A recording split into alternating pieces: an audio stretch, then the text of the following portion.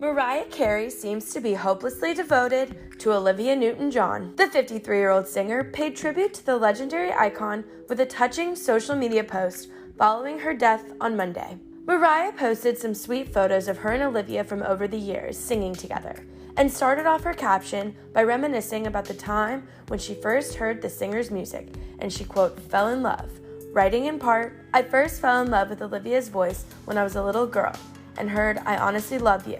Songs like Magic, Suddenly, and Have You Never Been Mellow showcased her beautiful airy tone and signature sound. And then there was Grease. I was obsessed. I dressed up as Bad Sandy for Halloween in 5th grade and thought I was everything." The Always Be My Baby songstress went on to share about the time she got to sing with Olivia, how special the moment was, and concluded with just how amazing of a person she was, penning, "Years later, the one and only Olivia Newton-John actually walked out onto my stage in Melbourne, Australia, and we sang our hearts out together to Hopelessly Devoted to You. This is a moment I will never ever forget. I was also blessed to be in her presence on many other occasions, and she was one of the kindest, most generous, and lovely people I've ever met.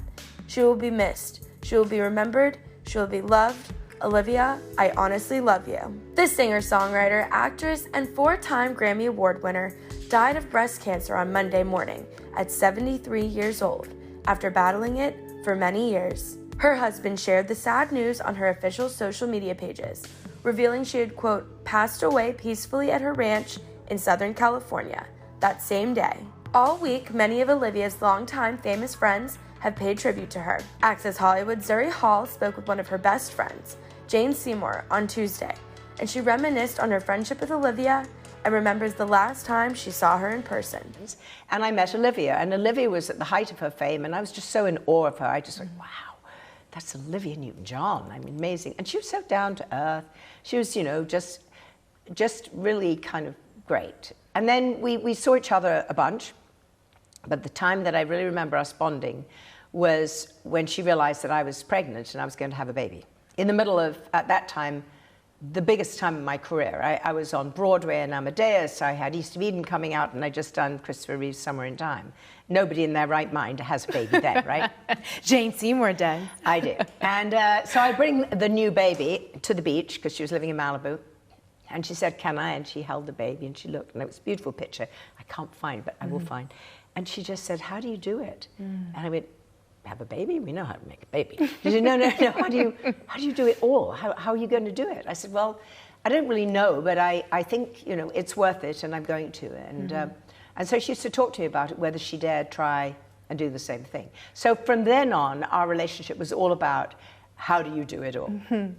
And I realized that I've worked with tons and tons of amazing and wonderful actors and actresses, but I have never had a friend, a real friend, that I could talk to about everything deeply, other than Olivia. To the last time I saw her, all she could do was find help for 2 of my very closest friends who are going through cancer right now. And that was what I was going to ask, was do you remember the last time that you spoke to her or got to see her in person? You're telling me she was trying to help other people in that moment. Yes, she gave me these magical herbs that she was taking that her husband John had put together. She gave me a special potion for pain. She was recommending therapies and doctors and got on the phone and spoke to them. Really? Yes. On behalf of other people? 2 friends and people close to me, yes. Wow. She would get on the phone and speak to people. I said, "They're going through this. Do you have any advice?" And she'd say, "Give me their number." Oh my gosh. That's who she was. Do you remember your last words to Olivia? See you soon, I think. I mean, I knew it was a privilege for us to see her the last time. I was there with my sisters. She knew that it was important for them to see her. They were all so close to her. And she had said, "Okay, you can come and see me, but I'm, not really seeing anybody." She asked me not to take photographs, which we didn't. She was incredibly frail. She'd forgotten we were coming that day. She wouldn't let us go away. We waited patiently, and whoever was helping her kind of put some clothes on her and just got her out there. And she just came out with a big smile on her face and just said, I'm so happy to see you. And I'm sorry. She said, I'm so sorry. I thought it was yesterday or tomorrow or whatever. And I said, gosh. You shouldn't have got out of bed. You should have stayed. And she said, no, I wanted to see you. And then she spent what little energy she had asking us about us. How are you? How are the children? What's going on? How's your health? How's your friend? You know, what can I do to help you?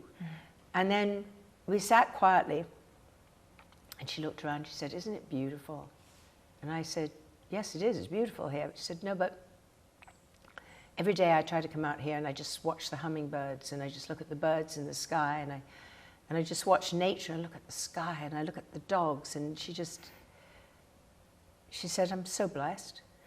She said, this is heaven. Wow.